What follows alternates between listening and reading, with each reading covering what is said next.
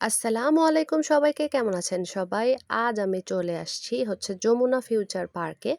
কারণ এখানে হচ্ছে আমার একটা ফ্রেন্ড আছে এবং সে অনেকদিন থেকে দেখা করবে বলছিল, কিন্তু আমার যাওয়া হয়ে উঠছিল না। তো আমার ফ্রেন্ড হচ্ছে এখানে জব করে অ্যাকচুয়ালি।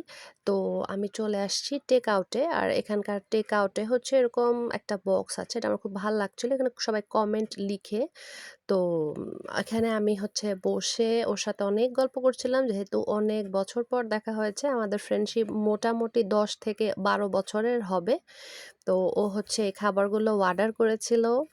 ও যেহেতু এখানে জব করে, তো ও আমাকে ইনভাইট করেই ছিল হচ্ছে এই ট্রিট দেওয়ার জন্য। আমি ভাই নাম-টাম জানি না। আমাকে বলেছিল, "তুই কি, কি খাবি অর্ডার করে ফেল।" তো এই খাবারগুলো আমি খাচ্ছিলাম আর হচ্ছে বলছিলাম যে এইটার নাম কি বা এটার নাম কি? প্রাইস তো আর আমি জিজ্ঞেস করিনি, যেহেতু ও নিজেই সব অর্ডার দিয়েছে। তো এখানকার খাবারগুলা বেশ ইয়াম্মি ছিল। টেক আউটের বার্গার তো আপনারা জানেন অনেক মজাই হয়। বাকি এর আগে আমার হচ্ছে বার্গার ছাড়া কিছুই খাওয়া হয়নি টেক আউটে।